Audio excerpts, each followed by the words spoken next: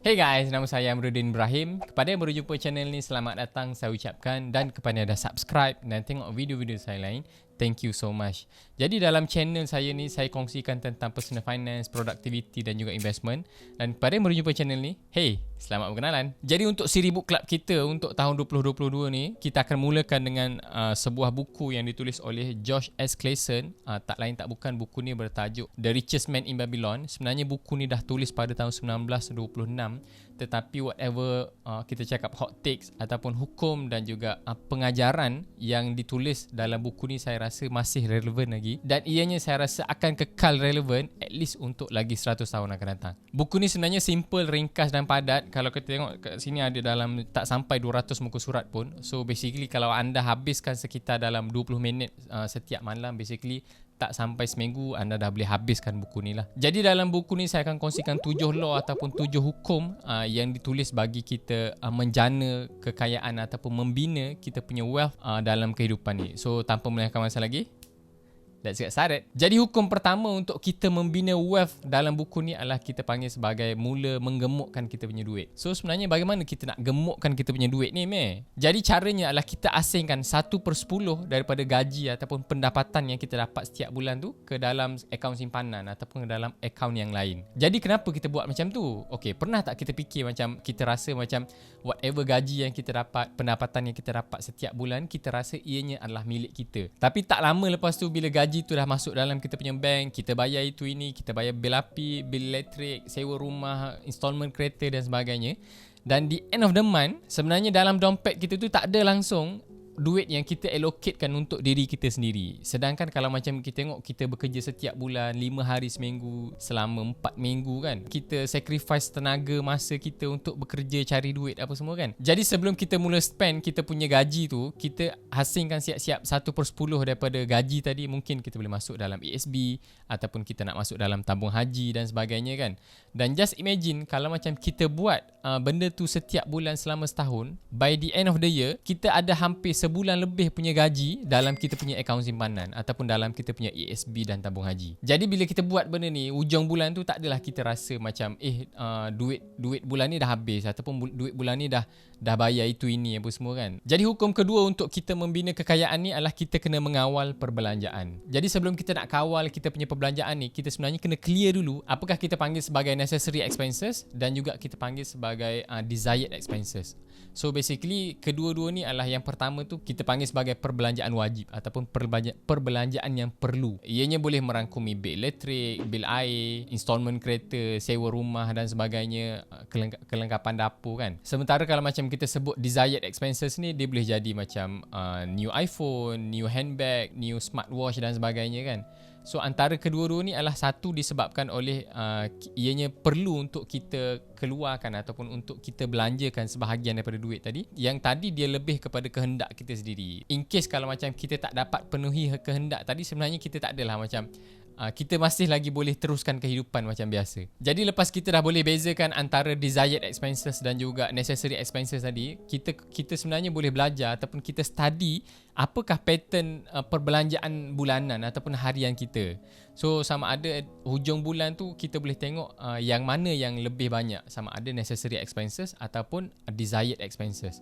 So bila kita dah tengok trend tu sendiri, bila kita dah tengok okay actually setiap bulan berapa persen yang pergi kepada desired expenses, berapa persen pergi kepada necessary expenses, barulah kita boleh buat adjustment daripada situ. Jadi kalau macam secara peribadinya, apa saya buat setiap hari ialah saya ambil sedikit masa, mungkin dalam 5 ke 10 minit sebelum saya tidur tu, saya cuba catat ataupun saya tuliskan semua perbelanjaan harian saya pada ketika itu. Sebenarnya anda boleh catat dalam note dalam telefon anda sendiri ataupun anda macam boleh download apps yang berbayar. Sebenarnya banyak je kat luar sana. Personally saya guna Money Lover ni. So kalau tak silap saya dia sekitar dalam RM20, tapi dia adalah lifetime update dan lifetime access lah.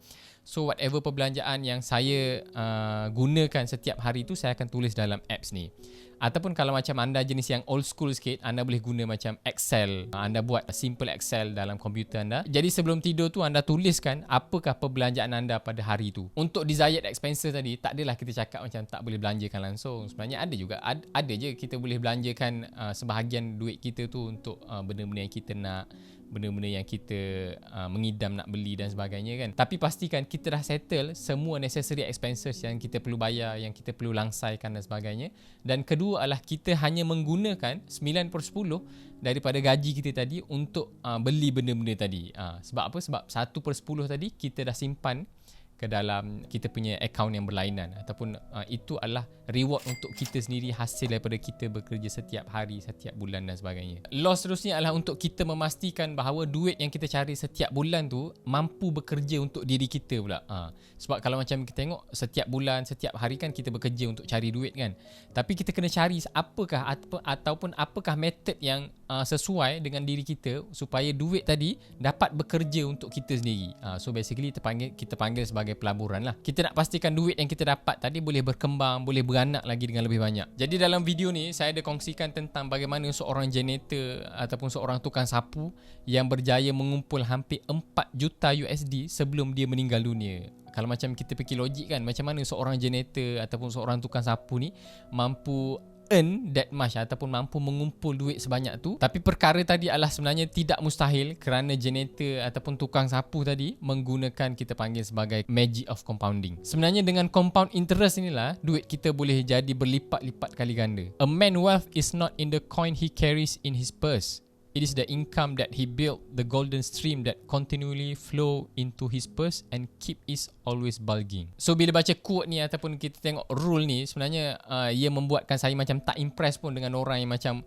dapat duit berjuta-juta ringgit. Mungkin boleh jadi sebab wasiat ataupun dia dapat durian runtuh dan sebagainya kan. Sebab bila duit tu sampai kepada dia, kalau macam dia tak ada ability untuk menguruskan ataupun dia tak boleh nak mengekalkan whatever duit yang dia ada tu, sebenarnya bagi saya macam kekayaan ataupun wealth tu tak tahan lama. Saya lebih impress dengan orang yang mampu menjana passive income walaupun 500 ataupun 1000 setiap bulan. Tapi kalau macam dia boleh continue menjana pendapatan tu setiap bulan, so bagi saya benda tu macam lagi saya impress ataupun lagi saya nak tahu macam mana dia buat untuk dia boleh menjana passive income setiap bulan walaupun RM100. Jadi kita kena belajar cara bagaimana untuk kita menggandakan duit yang kita dapat setiap bulan tu dengan lebih banyak. Jadi kalau macam anda adalah orang yang baru start nak kerja, baru nak simpan 1/10 daripada gaji tu, feel free untuk check this video. Saya ada kongsikan sebenarnya cara terbaik untuk kita melabur dekat Malaysia ni. Jadi saya buat comparison antara ASB, tabung haji, unit trust dan juga robo advisor. Jadi feel free to check this out. Jadi hukum seterusnya adalah kita kena lindungi harta yang kita dapat dan juga pendapatan yang kita dapat tu daripada kerugian ataupun daripada kena tipu, scam dan sebagainya. Jadi seboleh-bolehnya kita elak daripada terjebak dalam skim cepat kaya ataupun scam kan. Jenis-jenis pelaburan yang menjanjikan masuk hari ni 10,000, esok dah jadi 20,000, esok dah jadi 30 dan sebagainya. Elakkan daripada melabur dalam skim-skim yang berkenaan lah. Walaupun kita rasa macam kita, bila kita dah belajar ilmu tentang pelaburan ni, kadang-kadang kita nak rasa macam kita nak sangat kita cakap duit tu kita dapat kan, ataupun kita nak gandakan duit kita tu secepat mungkin. Tapi jangan biarkan desired ataupun keinginan kita untuk menggandakan duit tu mengaburi penilaian kita bila kita dengar pelaburan-pelaburan yang menjanjikan bulan bintang ni kan. Sebab macam saya, rule yang saya pegang lah, apa-apa dalam kehidupan ni, tak kisahlah dalam hubungan, dalam pelaburan, dalam keuangan dan sebagainya, ianya akan ambil masa. So tak ada je macam kita buat hari ni esok dah dapat terus. Biasanya ianya memerlukan proses, memerlukan masa yang lama untuk kita dapat that kind of result lah. Kalau macam anda nak buat pelaburan yang sah, rujuklah kita cakap penasihat keuangan yang berdaftar dengan bank negara ataupun security commission tu sendiri. Jadi hukum nombor 5 dalam buku ni adalah tentang membuat pelaburan yang menguntungkan.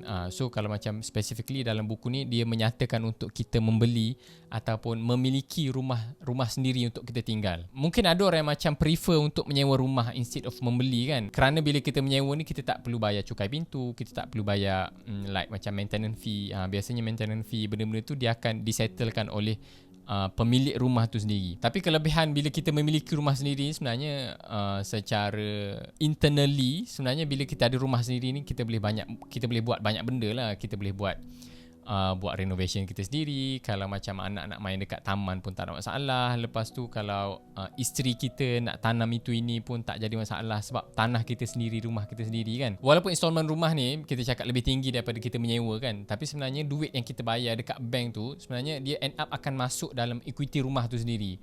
So eventually dalam tempoh 30-35 tahun akhir sekali rumah tu akan jadi equity 100% kita sendiri. Jadi sebenarnya tak adalah rugi pun bila kita membeli rumah sendiri untuk kita tinggal compare dengan kita menyewa. Cumanya kita kena sediakan sedikit duit untuk kita jadikan sebagai down payment untuk rumah tadi. Sebab itulah pentingnya untuk kita simpan 1/10 daripada gaji ataupun pendapatan kita setiap bulan tu ke dalam satu akaun berlainan, supaya mungkin dalam 7-8 tahun lepas tu kita dah ada down payment yang kita simpan sendiri. Jadi salah satu sebab kenapa rumah ni menjadi, kita cakap pelaburan yang evergreen apa semua kan, sebab kalau kita tengok kenaikan harga rumah setiap tahun ni roughly dalam 3 ke 4%. Jadi kita boleh kembangkan pelaburan rumah kita tadi dengan kadar 4 ke 3% lah, walaupun macam tak banyak sangat, tapi untuk tempoh masa yang lama, sebenarnya lagi lama kita simpan rumah tu sebenarnya lagi kita cakap lagi valuable. Eventually macam saya cakap tadi, bila kita dah settlekan loan tadi, so 100%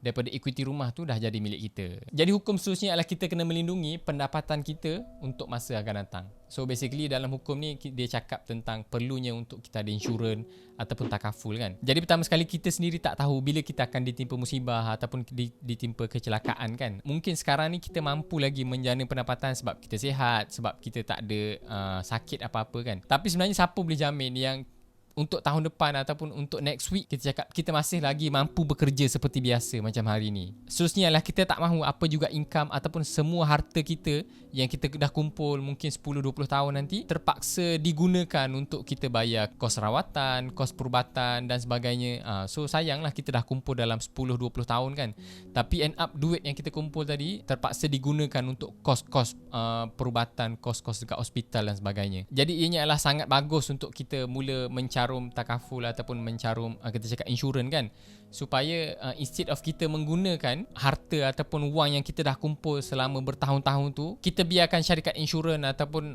tabung takaful tadi membayar kita punya perubatan ataupun kos-kos rawatan tadi. So sebenarnya kita boleh jimat banyak sangat duit walaupun kita mencarum setiap bulan, tapi eventually kalau macam perkara tak diingini berlaku, kita boleh protect kita punya income ataupun future income kita untuk masa akan datang. Jadi last but not least adalah hukum yang akhir sekali adalah untuk kita meningkatkan kita punya keupayaan memperoleh ataupun keupayaan untuk earning kita setiap bulan. To cultivate your own power, to study and become wiser, to become more skillful, to so act as to respect yourself. Jadi ini adalah part yang paling saya suka sekali. Sebab apa? Sebab ia menceritakan kenapa kita perlu ada more money ataupun kita perlu ada firing power yang lagi tinggi.